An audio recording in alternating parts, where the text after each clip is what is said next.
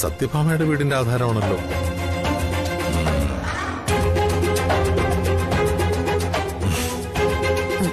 സത്യം പറഞ്ഞ അച്ഛനെയും കൂട്ടി ഇങ്ങോട്ട് വരാന്ന് പറഞ്ഞ അമ്മയ്ക്ക് പറ്റുന്ന കാര്യമല്ല. അതേ നാട്ടിലെ എല്ലാവർക്കും അറിയാം. അതാ ഒരു ഉറപ്പിന് വേണ്ടി ഞാൻ തന്നെ വന്നതും ഈ ആധാരം നേരിട്ട് തരുന്നതും. കല്യാണക്കാരി ആയതുകൊണ്ട് നീട്ടിവെക്കാൻ പറ്റാത്ത ഒരവസ്ഥയില. സ്വർണം കിട്ടിയേ പറ്റൂ. ഈ ആധാരത്തിൽ എന്തെങ്കിലും പ്രശ്നമുണ്ടെങ്കിൽ ഞാൻ വേറെ എന്തെങ്കിലും വഴി. ഇല്ലില്ല, ഒരു പ്രശ്നവുമില്ല. കുഞ്ഞിന് എന്താ എത്രയാ വേണ്ടത് മാത്രം പറഞ്ഞാ മതി. അതിപ്പം മുതലാളി, അമ്മ ആവശ്യപ്പെട്ട 30 പവൻ കിട്ടിയേ പറ്റൂ. പിന്നെ കല്യാണ ചെലവിനൊരു 10 ലക്ഷം രൂപ കൂടി തരാൻ പറ്റുമായിരുന്നെങ്കിൽ.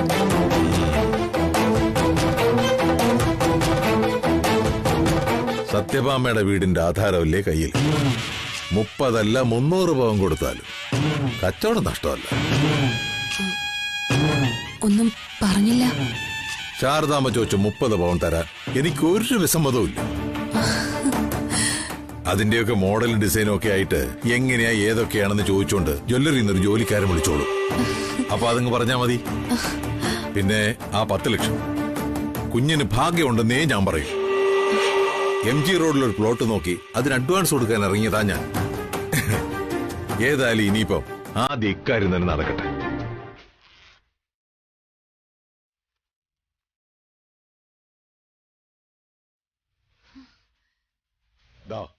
10 ലക്ഷം തികച്ചുണ്ട്.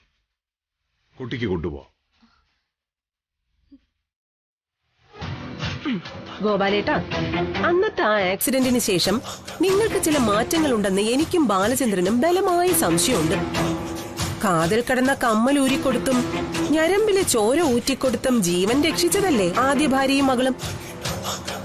അപ്പൊ അതിന്റേതായ ഒരു കടപ്പാട് അങ്ങോട്ടും ഉണ്ടാവുമെന്ന് തോന്നി. അങ്ങനെ ഒരു കടപ്പാട സ്നേഹം ഉണ്ടെങ്കിൽ ഇങ്ങനെ ഒരു ബന്ധത്തിന്റെ ആവശ്യം ഉണ്ടായിരുന്നില്ലല്ലോ രാജേശ്വരി. ഗോപാലേട്ടൻ അങ്ങനെയൊന്നും പറയണ്ട. പുതിയത് എന്ത് കണ്ടാലും കമ്പം തോന്നുന്നവരാ ആണുങ്ങള്. കുറച്ചുകാലം അടുത്തിടപഴകി കഴിയുമ്പോ അതിനോടുള്ള ഭ്രമം തീരും.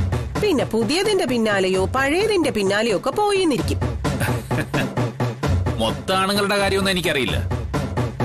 പക്ഷേ എനിക്ക് എന്റെ കാര്യം അറിയാം. നിങ്ങളെ സംശയം തോന്നിയത് കൊണ്ട് തന്നെയാ അന്ന് ബാലചന്ദ്രനും ഞാനും ഒക്കെ അങ്ങനെ സംസാരിച്ചത്. അത് മനസ്സിൽ വെച്ചോണ്ടിരിക്കണമെന്നില്ല. ഒരു മേൽക്കൂരയ്ക്ക് കീഴിൽ യുദ്ധപ്രഖ്യാപനത്തിന്റെ ആവശ്യവും ഇല്ല. നമുക്ക് പഴയതുപോലെ തന്നെ സ്നേഹമായിട്ട് മുന്നോട്ട് പോവാം.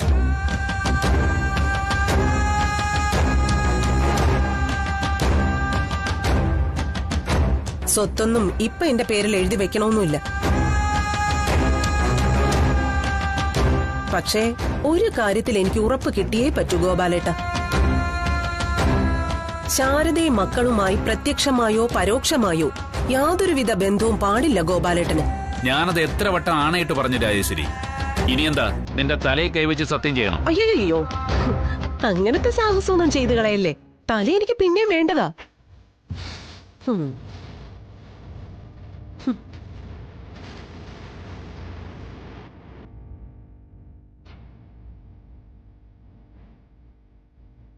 ഇവളെ കെട്ടാൻ പോകുന്നത് രാജീവാണെന്ന് നീ പറയുന്നു. പന്തലിൽ എന്താ നടക്കാൻ പോകുന്നതെന്ന് ദൈവത്തിനറിയാം. അതാണല്ലോ ശാരദയുടെ മക്കളുടെ സ്വഭാവ മഹിമ. രാജേശ്വരി, നിന്ന് ന്യായം പറയാതെ ഇറങ്ങി പോടി. ഈ കുറിയെങ്കിലും ഒന്ന് വാങ്ങണം. ഇറങ്ങി പോവാനല്ലേ പറഞ്ഞത്? അവളുടെ ഒരു കുറി.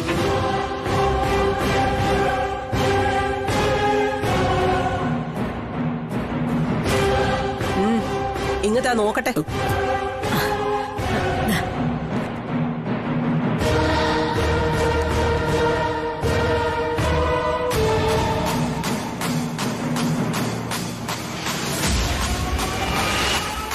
എന്താടി അച്ചടിച്ച് വെച്ചിരിക്കുന്നേ? ശാരദ ഗോപാലകൃഷ്ണനെന്നോ? മുമ്പേ പറഞ്ഞല്ലേ അച്ഛൻ ഈ വിവാഹത്തിലൊന്നും പങ്കെടുക്കാൻ പറ്റില്ലെന്ന്. പിന്നെന്തിനാ 3 നാൾ കൂടി അങ്ങോട്ട് കയറി വന്നത്? മോൾ അച്ഛനോട് വിഷമമൊന്നും വിചാരിക്കരുത്. ഉള്ളിൽ ഒരു സങ്കടവും പാടില്ല. പുതിയൊരു ജീവിതത്തിലേക്ക് കാലുവെക്കാൻ നീ. അച്ഛന്റെ പ്രാർത്ഥന കൂടെ ഉണ്ടാവും, ഒപ്പം അനുഗ്രഹവും.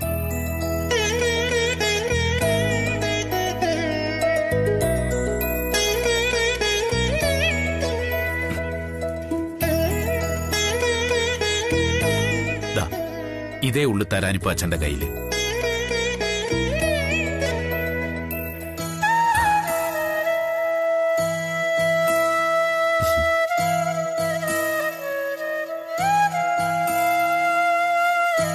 സന്തോഷമായിട്ടിരിക്കെ. ആ ആധാരം പണയം കൊടുത്താ ഈ കല്യാണം നടത്തുന്നത്. ആയിക്കോട്ടെ, നിങ്ങൾക്ക് അവകാശപ്പെട്ടത് തന്നെയാ അത്.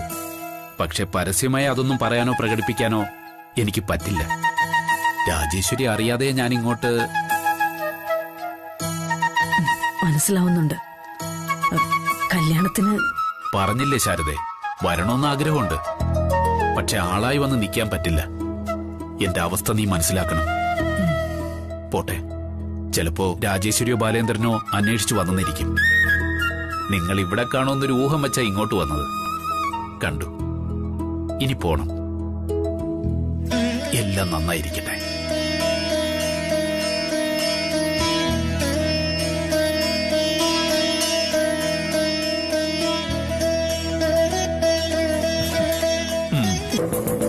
ശാലിനി ഇതുവരെ കണ്ടില്ലല്ലോ.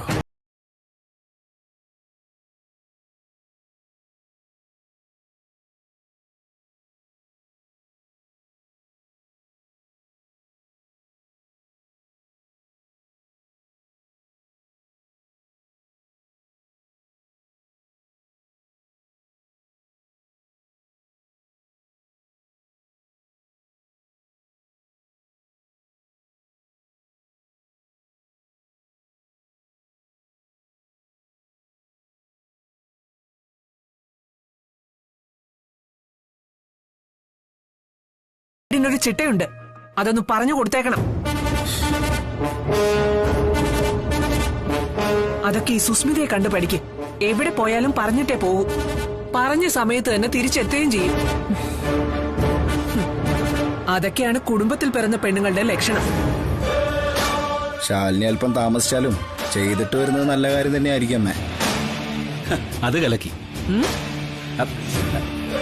അല്ല ഭാമേ, ഈ കോഫിയുടെ കാര്യം പറഞ്ഞത്.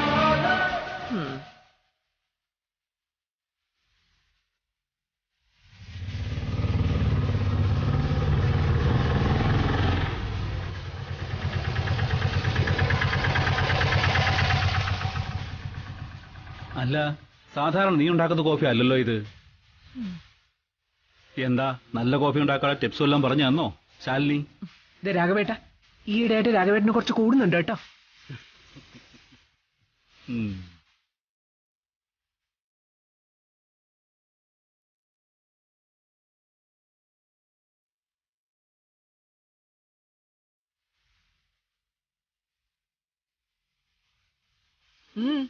എവിടെയായിരുന്നു ഇത്ര നേരം?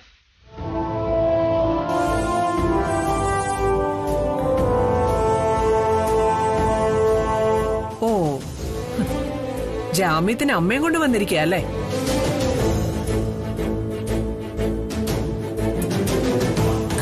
അതിനല്ല അമ്മ വന്നത്.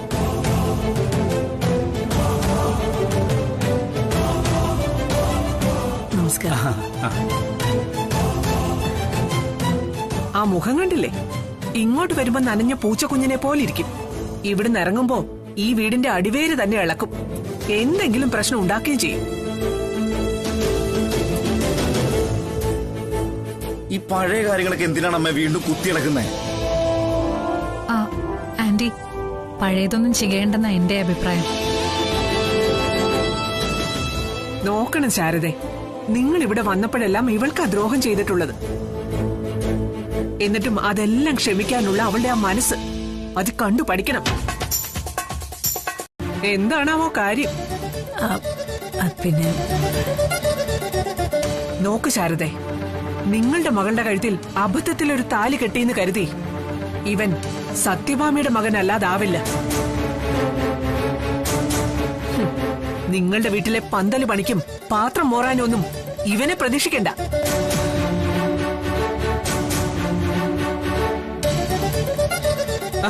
അതങ്ങനെയാണോ ഭാമ എടുക്കേണ്ടത്?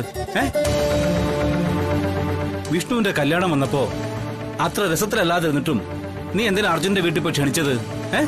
പന്തല് കെട്ടാനും പാത്രം മോറാനും ആണോ?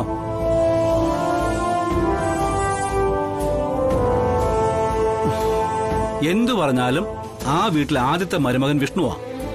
ആ വീട്ടിലൊരു ചടങ്ങ് നടക്കുമ്പോ മുന്നിൽ നിൽക്കേണ്ട അവൻ തന്നെയാ. അതവന്റെ കടമയാ. ശരി, തോന്നിവാസം എന്താന്ന് വെച്ചാ ആയിക്കോ. ശ്ശേ.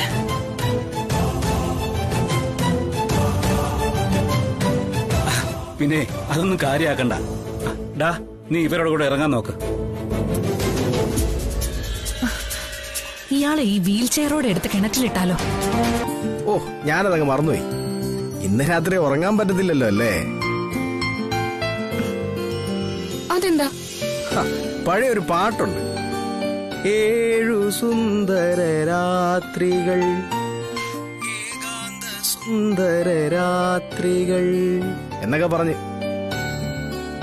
ഈ കല്യാണത്തിന് മുന്നേ അങ്ങനെ ആയിരിക്കും എന്നാ പലരും പറയുന്നേ. ആ, അത് പലരും പറയുന്നതല്ലേ. ഞാൻ എന്തായാലും ഇന്ന് രാത്രി നല്ല സുഖമായിട്ട് കിടന്നുറങ്ങും. എന്തായാലും ഇന്ന് രാത്രി എനിക്ക് ഉറക്കമില്ല. പിന്നെ ഇയാള് നന്നായിട്ട് കിടന്ന് ഉറങ്ങിക്കോ കേട്ടോ. അതെന്താ? നാളെ രാത്രി മുതൽ ഉറക്കമില്ലല്ലോ. അതെന്താ മനസ്സിലായില്ല? മനസ്സിലാക്കി തരാം. കല്യാണം കഴിഞ്ഞ് ഇളങ്ങി വാ. വഷളത്തും പറയുന്നോ? സാറുമാർ ഇങ്ങനെയൊക്കെ സംസാരിക്കോ? എനിക്കറിയില്ലായിരുന്നു. സാറായാലും പ്രിൻസിപ്പാൾ ആയാലും പ്രേമിക്കുന്ന പെണ്ണിന്റെ അടുത്ത് ഇങ്ങനെയൊക്കെ തന്നെ മനുഷ്യന്മാര് സംസാരിക്കുന്നേ. ആന്റി ഒന്നും കേൾക്കണ്ട. ഞാൻ സാറിനെ വഴിപിഴപ്പിച്ചു എന്ന് പറയും. എന്റെ അടുത്ത് ഇപ്പൊ ആരുമില്ല. ആ, ഞാനേ വേറൊരു കാര്യം അറിയാനും കൂടെ വിളിച്ചേ. എന്താ സാർ?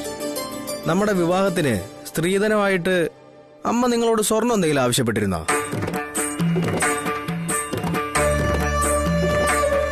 നേരത്തെ ഉറപ്പിച്ച 30 പവൻ നൽകിയിരിക്കുന്ന വാക്ക്, അതാണ് ആവശ്യം. ഉറപ്പ് വിജയന്തി. ഒപ്പം രാജീവ് ഇത് അറിയാനും പാടില്ല ഒരു കാലത്തും. എന്താടോ ഒരു പരിങ്ങല്? ഇയാള് കാര്യം തുറന്നു പറ. അതൊന്നുമില്ല സാർ. പിന്നെ ഒരു 30 പവന്റെ കാര്യമൊക്കെ അമ്മയോടെ പറയുന്നത് കേട്ടു. അത് അമ്മ അങ്ങോട്ട് വാക്ക് കൊടുത്തതാ 30 പവൻ കൊടുക്കാന്ന്. ഓ,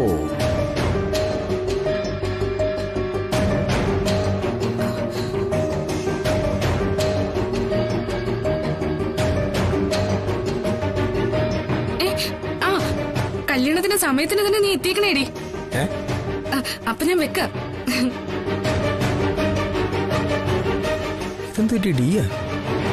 ഫ്രണ്ട് അല്ലേ വല്യേച്ചി? ആ, അതേന്നെ. എന്തായാലും ഫ്രണ്ടിനോട് കൃത്യസമയത്ത് തന്നെ വരാൻ പറഞ്ഞു നന്നായി. ഇല്ലെങ്കിൽ കല്യാണം നടക്കില്ലല്ലോ. ഞാനിത് എത്ര നേരായി നിന്നെ വിളിക്കുന്നു സുസ്മിതേ. നീ എന്താ കോൾ അറ്റൻഡ് ചെയ്യത്തെ? ഓരോന്നിനും അതിന്റേതായ സമയമുണ്ട് ചേച്ചി. സമയാകട്ടെ എന്ന് കരുതി വെയിറ്റ് ചെയ്യായിരുന്നു. എന്താ നീ പറയുന്നേ? എനിക്കൊന്നും മനസ്സിലാവുന്നില്ല. അത് വിട് ചേച്ചി. ഇപ്പൊ എന്നെ വിളിച്ചെന്തിനാന്ന് പറ. വളരെ പ്രധാനപ്പെട്ട ഒരു വിഷയം പറയാനല്ലേ ഞാൻ നിന്നെ മരിച്ചു വിളിച്ചോണ്ടിരിക്കുന്നേ. ആ, കേൾക്കട്ടെ. കേട്ടാ നീ ഞെട്ടും. ഞെട്ടാൻ ഞാൻ റെഡിയാ ചേച്ചി, പറഞ്ഞു. ശാലിനി സത്യഭാമയുടെ വീടിന്റെ ആധാരം പണയം വെച്ച് പോളച്ചന്റെ കയ്യിൽ നിന്ന് സ്വർണവും പണവും വാങ്ങിച്ചിരിക്കുവാന്ന്. ഞാൻ ഞെട്ടിയില്ല ചേച്ചി. അതെന്താ? ഞാനല്ലേ അതിന് പിന്നിൽ കളിച്ചത്. നീയോ? അതെ ചേച്ചി, ഞാൻ തന്നെ. നിനക്കിത് എന്തിന്റെ കേടാ സുസ്മിതേ? കോടികൾ മതിക്കുന്ന ഭൂമിയല്ലേ അത്. ഇനിയിപ്പൊ ശാരികയുടെ കല്യാണം കൂളായിട്ട് അങ്ങ് നടക്കില്ലേ? ശാരികയുടെ കല്യാണം നടക്കില്ല ചേച്ചി. അത് നടക്കാതിരിക്കാനാ ഞാനങ്ങനെ ചെയ്തത്. നീ എന്താ പറയുന്നേ? എനിക്കൊന്നും എങ്ങനെയുണ്ട് എന്റെ ഐഡിയ? സൂപ്പർ. ഇത് പൊളിക്കും. ബാലചന്ദ്രനെ കല്യാണം കഴിക്കാന്ന് പറഞ്ഞിട്ട് കാലു മാറിയതിന്റെ കടം ശാലിനിയോട് വീട്ടണ്ടേ ചേച്ചിക്ക്? ഉറപ്പായി. എന്റെ വിഷ്ണുവേട്ടനെ തട്ടിയെടുത്തതിന്റെ ഒരു സെറ്റിൽമെന്റ് കൂടി ഞങ്ങൾക്കിടയിൽ ബാക്കി കിടപ്പുണ്ട്. അതിന്റെ ആദ്യത്തെ ഇൻസ്റ്റാൾമെന്റ് ആയിട്ടാ ഈ കല്യാണ മുടക്കൽ. ശരി മോളെ, എന്നാ ഞാൻ വെക്കുവാ. എല്ലാം പറഞ്ഞ പോലെ.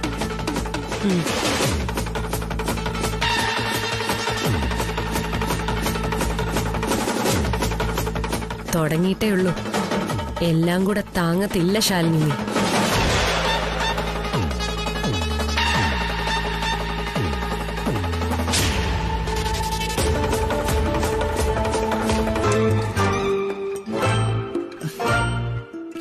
അയ്യോ, ദേ വരുന്നു.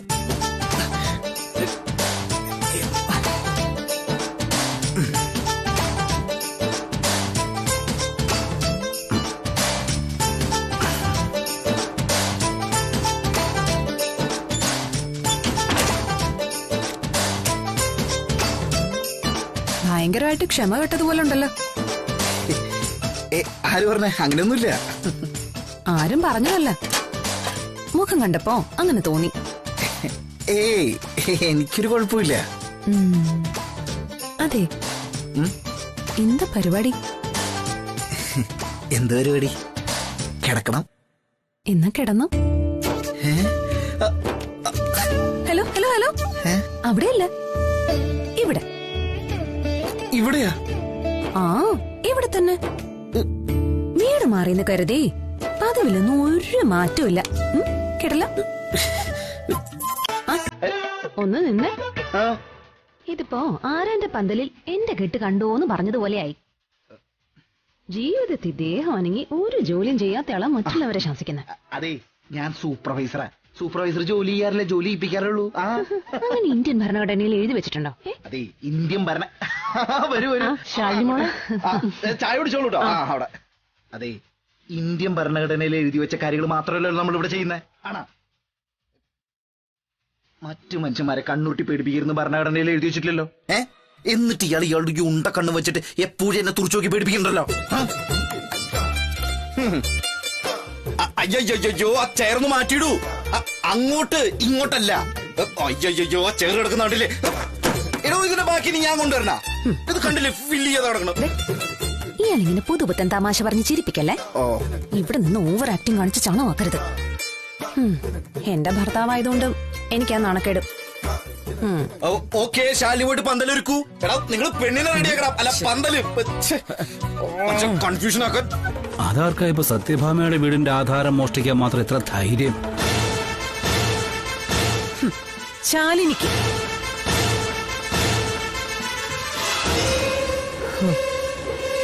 ടൈമിംഗ് ഇല്ലാന്ന് പറഞ്ഞത് പിൻവലിച്ചു. നല്ല പെർഫെക്റ്റ് ടൈമിംഗ്.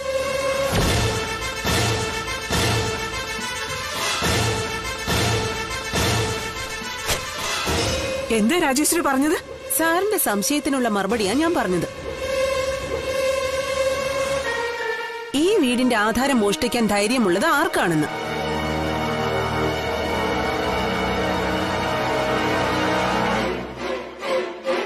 നിങ്ങളുടെ വീടിന്റെ ആധാരം ഇവിടെ തപ്പിട്ട് കാര്യമില്ല സത്യഭാമേ. അതിപ്പോ സ്വർണ്ണക്കട മുതലാളി പോളച്ചന്റെ ലോക്കറിനുള്ളിൽ ഭദ്രമായിട്ട് ഉറങ്ങുക. അത് പണയം വെച്ച് കിട്ടിയ പൊന്നും പണവുക ഇപ്പൊ ശാലിനിയുടെ ചേച്ചി ശാരികയുടെ കല്യാണ പന്തലിൽ പൊടി പൊടിച്ചോണ്ടിരിക്കുന്നത്.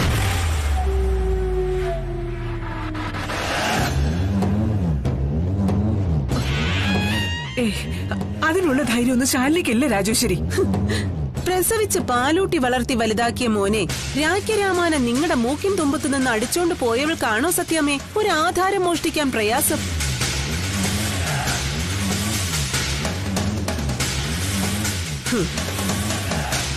ഈ വീടിന്റെ അടിക്കല്ല് കൂടി വേണ്ടി വന്നാ ഇളക്കി വിൽക്കും അവള്.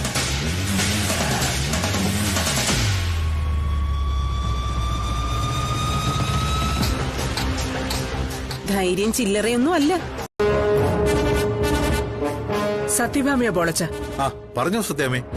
എനിക്കൊരു വിവരം അറിയണം. പോളച്ച ഞാൻ ചോദിക്കുന്നതിന് അതെ അല്ലെങ്കിൽ അല്ല എന്ന് മാത്രം മറുപടി പറഞ്ഞാൽ മതി. എന്താണാവോ? കുടുംബശ്രീ ശാരദയുടെ മകൾ ശാലിനി എന്റെ വീടിന്റെ ആധാരം പണയം വെച്ച് പോളച്ചന്റെ അടുത്തുനിന്ന് സ്വർണമോ പണമോ എന്തെങ്കിലും വാങ്ങിച്ചിട്ടുണ്ടോ? അല്ല, അത് സത്യാമേ. Yes or no?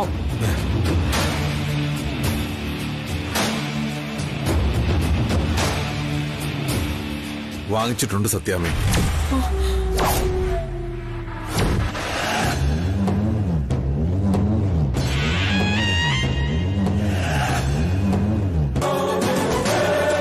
എന്താ സത്യാമേ, എന്തെങ്കിലും കുഴപ്പമുണ്ടോ? ശാരദയുടെ മകൾ ശാരികയുടെ വിവാഹം നടക്കുക അവരുടെ വീട്ടുമുറ്റത്ത്. 10 മിനിറ്റിനുള്ളിൽ പോളച്ചൻ ആ പന്തലിലുണ്ടാവണം. കൊള്ളാം.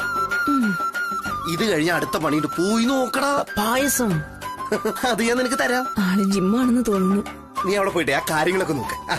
പായസം നിന്റെ അണ്ണാക്കിലും. നീ ഇപ്പൊ അങ്ങോട്ട് ചെന്നേ, ചെല്ലേ.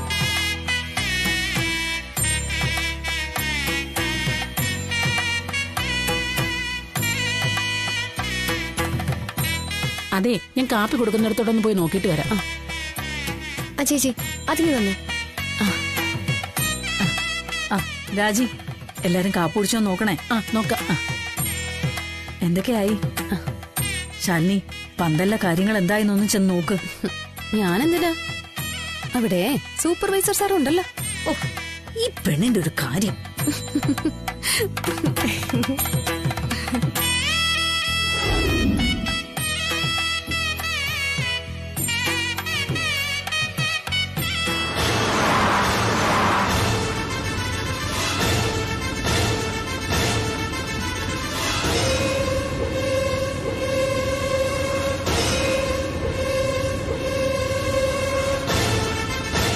ഒന്ന് വേഗം അവിടെ എത്തണം ആന്റി. താലി കെട്ടിക്കഴിഞ്ഞാ പിന്നെ ആ പൊന്നും പണമൊക്കെ ചെറുക്കം കൂട്ടരുടേതാ. അത് കൊള്ളയടിച്ചതാണോ മോഷ്ടിച്ചതാണോന്ന് അവരറിയേണ്ട കാര്യമില്ലല്ലോ. ആധാരം പണയം വെച്ച് എത്ര രൂപയാ വാങ്ങിച്ചെന്ന് പോളച്ചനോട് ആന്റി ചോദിച്ചില്ലല്ലോ.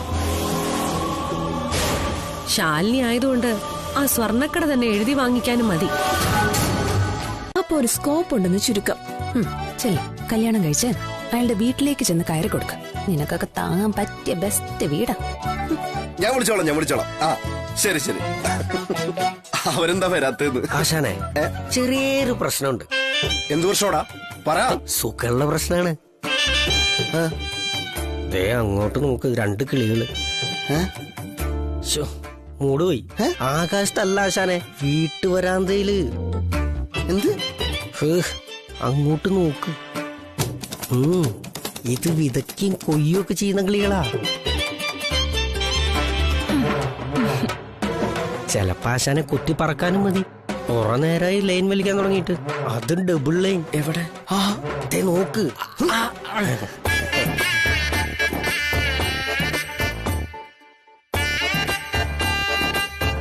അതെ, ഏട്ടത്തിമ്മ നോക്കുന്നുണ്ട്. മുടിഞ്ഞ പ്രേമെന്നൊക്കെ പറഞ്ഞേ. നീയൊക്കെ എന്നെ ഉന്തി മരം കയറ്റിച്ചതിന്റെ ക്ഷീണേ ഇതുവരെ മാറിയിട്ടില്ല. അത് കഴിഞ്ഞിട്ട് പോരാടാ അടുത്തത്. അത് 2 എണ്ണം. അങ്ങോട്ട്. ഞാൻ കരുതിയതേ, ഏട്ടത്തിയമ്മയ്ക്ക് ആശാനോട് കാര്യമായൊരു പരിഗണന ഇല്ലാത്തൊരു സ്ഥിതിക്ക് നമുക്കിതൊരു ചതുഷ്കോണ പ്രണയകഥ ആക്കാമെന്നാ. അപ്പോ ഏട്ടത്തിയമ്മയ്ക്ക് വാശി കൂടുകയും ചെയ്യും, ആശാനെ കൂടുതൽ ആത്മാർത്ഥമായി പ്രേമിക്കുകയും ചെയ്യുന്ന ഞാൻ കരുതിയത്. ഇതേ എന്റെ ശാലിനിയുടെ ചേച്ചിയുടെ കല്യാണ പന്തലായി പോയി. ഇല്ലെങ്കിൽ നിന്റെ മൂക്ക് ഞാൻ ഇടിച്ച് ചതുഷ്കോണം ആക്കിയനെ. മനസ്സിലായ? നമുക്കൊന്ന് മുട്ടി നോക്കിയല്ലോടി. ഞാൻ എപ്പോഴേ റെഡി.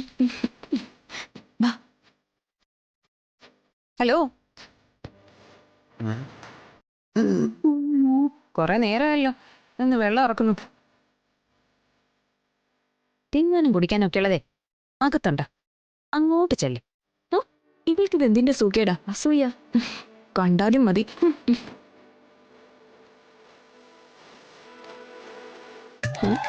ഞാൻ അത്രയ്ക്ക് മോശമാണോ?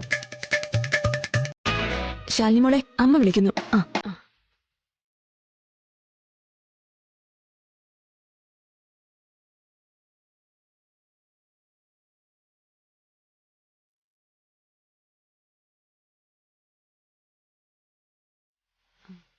ഞാൻ പോയിട്ട് വരാം.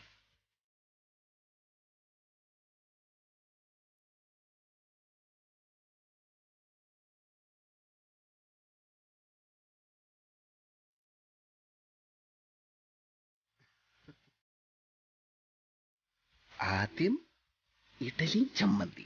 ഇപ്പൊ പോയിട്ട് വരാം.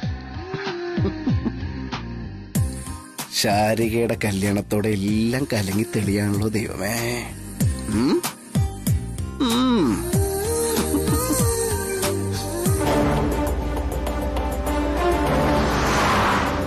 ശാരദേ, മകളുടെ കല്യാണം നടക്കുന്നതിന്റെ സന്തോഷത്തിലായിരിക്കും നീ ഇപ്പോ. എന്നാ കണ്ടോ, നിന്റെ മകളുടെ കഴുത്തിൽ താലി വീഴില്ല. ക്ഷണിച്ചു വരുത്തിയ ബന്ധുക്കൾക്കും നാട്ടുകാർക്കും മുന്നിൽ നാണം കെട്ട് നാറും നീയും നിന്റെ മക്കളും. അതിന് ഉത്തരവാദിയോ നിന്റെ മകള് തന്നെ. കെട്ടിപ്പൊക്കിയ പന്തലിൽ കെട്ടിത്തൂങ്ങി ചാകാം നിനക്ക് നിന്റെ മക്കൾക്കും ഇനി. അത് കണ്ടാലേ രാജേശ്വരിയുടെ കണ്ണിന് കുളിർമയാകും. സൗദാമിനി അപ്പച്ചിയുടെ സ്വഭാവം അങ്ങനെയാ. ബെല്ലും ബ്രേക്കും ഇല്ലാതെ ഓരോന്നങ്ങ് വിളിച്ചു പറയും. എവിടെയാ എന്താ പറയണ്ടെന്ന് ഒരു ബോധവും ഇല്ല.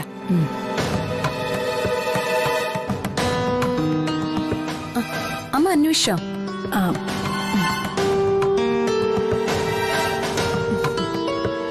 ഞാനാ മോളെ വിളിക്കാൻ പറഞ്ഞത്. 30 പവനും തികച്ചുണ്ടല്ലോ അല്ലേ? ശാരികയുടെ ദേഹത്ത് അത്രയൊന്നും ഇട്ട് കണ്ടില്ല. അല്ല, നിങ്ങളെ സംശയം ഉണ്ടായിട്ടല്ല, ഞാൻ വെറുതെ ഒന്ന് ചോദിച്ചെന്നേ ഉള്ളൂ. ഇനി വലം വെച്ച് കയറിക്കോളൂ. ഇവിടെ വന്ന് വലതുകാൽ വെച്ച് കയറിക്കോളൂ. വലതുകാൽ.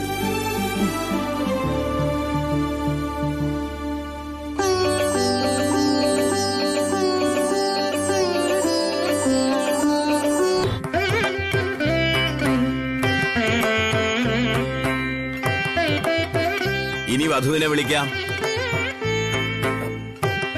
ഇറങ്ങിയോ?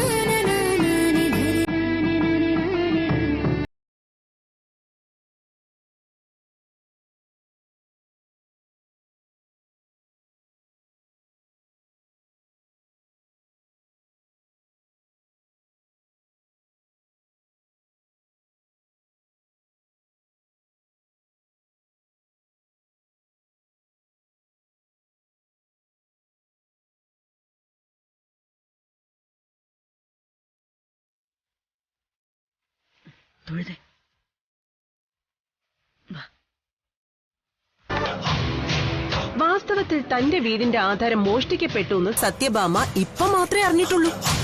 ഓ, എന്റെ വേളാങ്കണ്ണി മാതാവേ, ഞാൻ ഇനി ഇപ്പൊ എന്ത് ചെയ്യും? ചെയ്യാനൊക്കെ പറ്റും. അല്ല, പോളച്ചന് എത്രയാ ആധാരം പണയത്തിന്മേൽ കൊടുത്തത്? 30 പവനും 10 ലക്ഷം രൂപയും. ആ, കെട്ട് നടന്നു കഴിഞ്ഞാലേ ആ 30 പവൻ ചെറുക്കൻ വീട്ടുകാരുടെ വകയാ. പോളച്ചനും അവരുമായിട്ട് ഒരു ഇടപാടും ഇല്ല. ശാരദയുടെ കയ്യിൽ നിന്ന് വാങ്ങിച്ച സ്ത്രീധനം അവര് പോളച്ചന് തരേണ്ട ഒരു കാര്യമില്ല.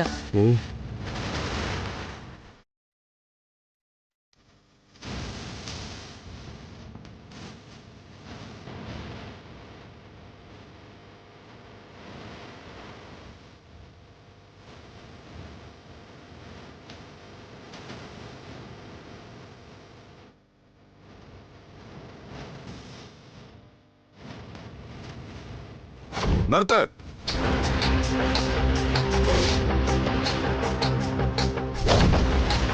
ഓപ്പറേഷൻ കുബേരയെന്നും സ്വർണ്ണക്കടത്തിന്നും ഒക്കെ കഷ്ടിച്ച് രക്ഷപ്പെട്ടതല്ലേ ഉള്ളൂ. ഇൻകം ടാക്സും കസ്റ്റംസും IRSും എല്ലാം കൂടി കേറി അങ്ങ് മേഞ്ഞാലേ ഇപ്പൊ സ്വർണം തൂക്കാൻ ഉപയോഗിക്കുന്ന തുലാസിന്റെ പാത്രം എടുത്ത് മാറ്റിവെക്കുന്നത് നല്ലതാ പോളച്ച. വയസ്സുകാലത്ത് ഭാര്യയും കൂട്ടി തെരുവിലേക്ക് ഇറങ്ങുമ്പോ പിച്ചച്ചട്ടിയായിട്ട് ഉപയോഗിക്കാം. അവൻ ചെയ്യുന്നതിനൊന്നും ഇപ്പൊ ഈ സത്യഭാമ ഉത്തരവാദിയല്ല. എല്ലാത്തിനും കാരണം ഇവൾ ഒറ്റ ഒരുത്തിയാ. ആദ്യം എന്റെ മകനെ തട്ടിയെടുത്തു. ഇപ്പോ എന്റെ വീടിന്റെ അടിക്കല്ല് വിളക്കി എന്റെ കുടുംബം നശിപ്പിക്കാൻ. ഇക്കണക്കിന് പോയ ഈ കൂനാച്ചി പുരയിരിക്കുന്നിടത്ത് കൊട്ടാരം പണിയല്ലോടി നീ.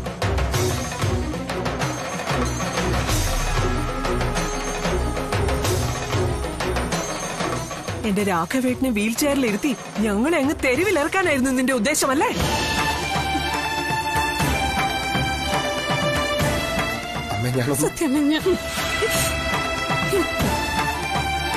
മിടുക്കിയ ശാരദ നിങ്ങളുടെ മകള്. മിടുക്കി, മിടുമിടുക്കി. എന്റെ മകനെ വലയെറിഞ്ഞു പിടിച്ചത് തന്നെ സത്യഭാമയുടെ പണപ്പെട്ടിയിൽ കണ്ണുവെച്ചിട്ടാണെന്ന് എനിക്ക് ഇപ്പോഴാ ബോധ്യമായത്.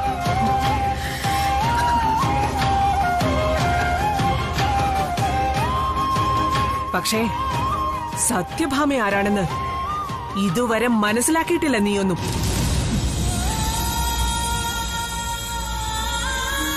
ഇതിന് നീ വലിയ വില കൊടുക്കേണ്ടി വരും. വലിയ വില.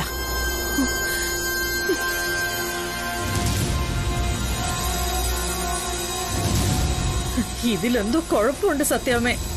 ശാലിനി അങ്ങനെ ഒന്നും ചെയ്യില്ല, എനിക്ക് ഉറപ്പാ. ഹോ, സന്തോഷം. അപ്പൊ കുഴപ്പമുണ്ടെന്ന് ശാരദയ്ക്ക് മനസ്സിലായല്ലോ. കുഴപ്പമുണ്ടാക്കിയത് നിങ്ങളുടെ മകളാ.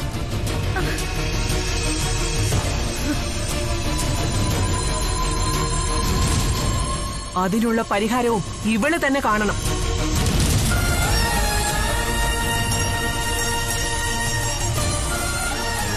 എനിക്ക് എന്റെ വീടിന്റെ ആധാരം മടക്കി കിട്ടിയിരിക്കണം, ഇന്ന് വൈകുന്നേരത്തിനകം. ഇല്ലെങ്കിൽ ആ ശിക്ഷ ഇവള് താങ്ങില്ല ശാരദ. ഇത് സത്യഭാമയുടെ തീരുമാനോ?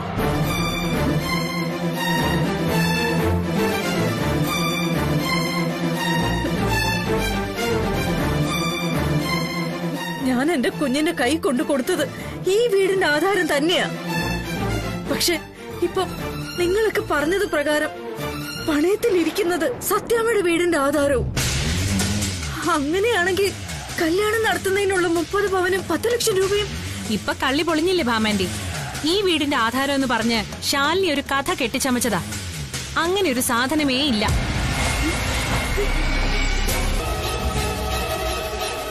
മേലിൽ സത്യഭാമയുടെ മുതലിൽ കൈവെക്കുമ്പോ നിനക്ക് ഓർമ്മയുണ്ടാവണം ഈ ശിക്ഷ. സത്യവതിയല്ലേ നിങ്ങളുടെ മകൾ?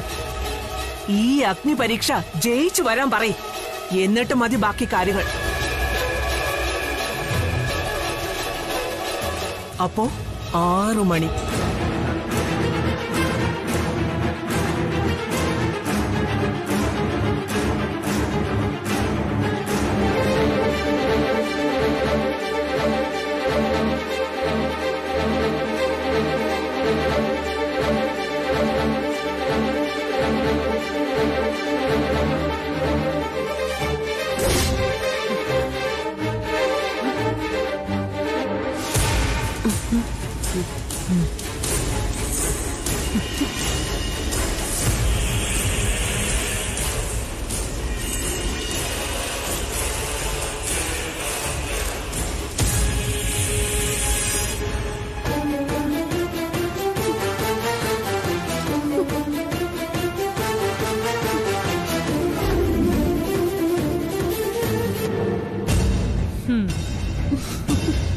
ബാക്കി പൊളിച്ചടുക്കിക്കോ ചേച്ചി. ഞാൻ ഏറ്റുമോളെ, ഇന്ന് നമ്മുടെ ദിവസമല്ലേ.